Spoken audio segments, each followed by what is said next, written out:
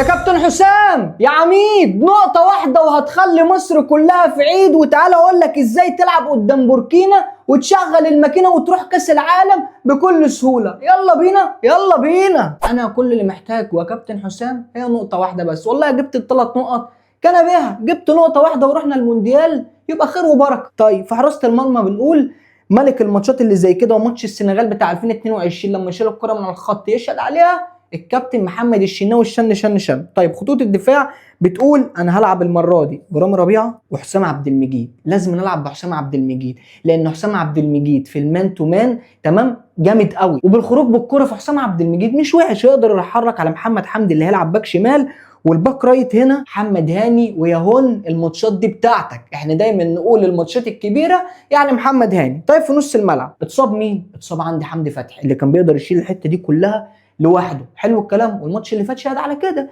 لكن المره دي انا هلعب بمهند لاشين عشان انا بفتح الخطين هنا بالمنظر ده كده، او لو انا مش عارف اخرج بحسام عبد المجيد فينزل له مهند لاشين هنا ويبتدوا يخرجوا بالكوره. طيب مين الديفندر الثاني؟ انا هلعب المره دي باثنين ديفندرات. الديفندر الثاني بيقولوا هو محمود صابر.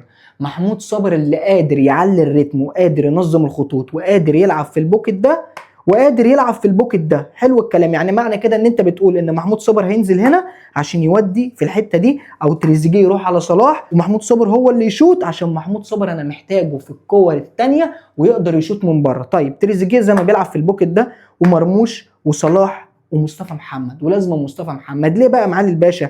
عشان وانت مجمع لي اللعب هنا انا اقدر بكره واحده بمحمود صابر اللي بيعرف يشيل الكره من على الارض من الناحيه دي او من الناحيه دي اعمل اوفر، مصطفى محمد يخطف لي واحده، او مرموش اللي دايما انا محتاج اخليه يخش لجوه وتريزيجيه هو اللي فاتح الخط. مرموش هو بيستلم السلم هو اللي في البوكت ده، مش تريزيجيه اللي يستلم في البوكت ده، لان مرموش في حته الواحد على واحد مش هقول لك بقى ان هو ميسي ولا نيمار، لا مرموش يا باشا اديله تحولات او اديله حاجات مفاجاه هتلاقيه بيعمل لك كل حاجه انت عايزها. صلاح اخر كاس عالم، ارجوك انا محتاجك بكره ماتش من ماتشات ليالي الابطال او ماتشات البريمير ليج، اعمل لي ماتش واحد يا عم وانا هبقى مستكيف منك واقول لك انت كده رحت 2 كاس عالم وكده ظبطت الدنيا وتاخد افريقيا وتنافس على البالون دور، يبقى هننا هيساعدنا محمد صلاح ده ابننا. قول لي انت بقى في الكومنتات، هل شايف التشكيله دي هي اللي يقدر بيها الكابتن حسام حسن العميد يوصل لكاس العالم، ولا شكل غياب حمدي فتحي هيأثر على الكلام ده كله؟